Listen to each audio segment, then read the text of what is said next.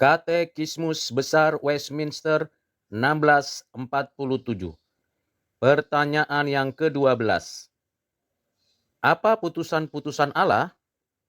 Jawabannya, putusan-putusan Allah adalah tindakan-tindakan rencana kehendak-Nya yang penuh hikmat, bebas dan kudus. Olehnya dari kekal demi kemuliaan-Nya sendiri, telah ditentukannya sebelumnya tanpa kemungkinan adanya perubahan. Apa saja yang akan terjadi sepanjang zaman, khususnya berhubungan dengan para malaikat dan dengan manusia. Kita dapat membaca dan mendengarkan pengertian jawaban tersebut dari Efesus pasal 1 ayat 11. Demikianlah firman Tuhan. Aku katakan di dalam Kristus, karena di dalam Dialah kami mendapat bagian yang dijanjikan. Kami yang dari semula ditentukan untuk menerima bagian itu sesuai dengan maksud Allah yang di dalam segala sesuatu bekerja menurut keputusan kehendak-Nya. Ayat ini memberikan penegasan adanya putusan kekal Allah yang dinyatakannya melalui firman yang dituliskan. Keputusan kehendak Allah ini bersifat kekal, mencakup pada 3 bagian penting, yaitu penciptaan, providensia, dan penebusan. Khusus untuk ayat ini berkaitan dengan penebusan umat pilihannya yang telah ditetapkannya di dalam kekekalan dan diaktualisasikannya di dalam sejarah manusia yang telah diciptakannya. Selanjutnya kita membaca dari Roma pasal 9 ayat 14, 15, dan 18. Demikianlah firman Tuhan. Jika demikian, apakah yang hendak kita katakan?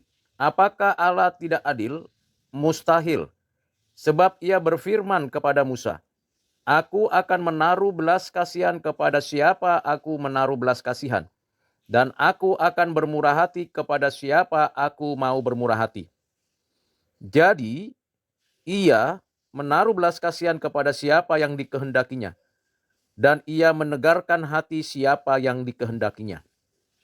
Dari 3 ayat yang sudah kita baca dan dengarkan, kita mengetahui dengan jelas bahwa Allah berkehendak dan kehendaknya itu bebas mutlak, tidak berubah, tidak ada kemungkinan lain, dan itu teraktualisasi dengan tegas dan jelas dalam sepanjang hidup dan kehidupan manusia dari sejak Adam sampai akhir zaman, berkaitan dengan orang-orang pilihan, umat yang telah ditetapkannya, di antara orang-orang yang diciptakannya.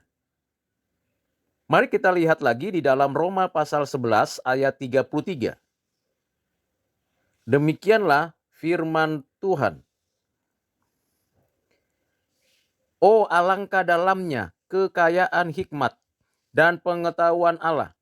Sungguh tak terselidiki keputusan-keputusannya, dan sungguh tak terselami jalan-jalannya. Dari ayat ini, kita mengetahui dengan jelas bahwa keputusan yang Allah nyatakan kepada kita tak mungkin dapat kita selami, kita mengerti seperti yang di dalam hatinya Tuhan. Karena seringkali kita berupaya untuk memahami Tuhan dari perspektif kemanusiaan kita yang terbatas, bahkan menurunkan kualitas keputusan Tuhan seperti keputusan kita manusia yang berubah-ubah, bahkan berganti-ganti. Keputusan Tuhan Allah tidak berubah, tidak berganti-ganti, dan tidak berdasarkan pada respon manusia. Khususnya berkaitan dengan nasib kekekalan tiap-tiap orang yang diciptakannya. Kita hanya mungkin mengetahui secara pribadi keyakinan yang ditanamkan di dalam hati kita bahwa kita adalah umat pilihannya.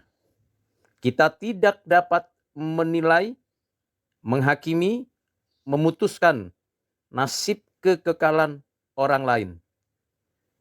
Hanya dapat mengetahui dampak dari apa yang telah ditetapkan Tuhan pada seseorang yang terlihat dari perbuatan, perkataan, dan buah di dalam kehidupannya. Kita kembali dapat membaca pemahaman dan pengertian tersebut dari Mazmur 33 ayat yang ke-11. Demikianlah firman Tuhan. Tetapi rencana Tuhan tetap selama-lamanya. Rancangan hatinya turun-temurun.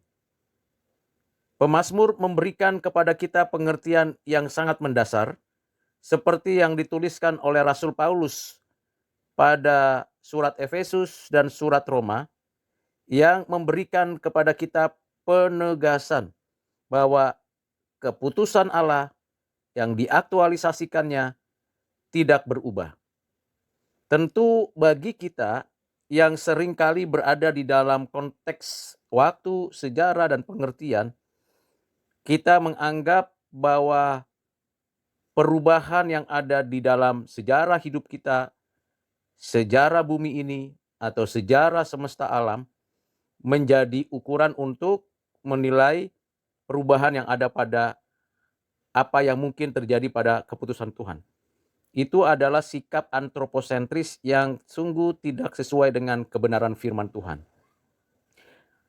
Perubahan, dinamika, bahkan fleksibilitas yang terjadi di dalam kehidupan manusia, termasuk respon manusia terhadap kebenaran, keselamatan, penebusan yang dinyatakan Tuhan, seluruhnya di dalam ketetapan Allah.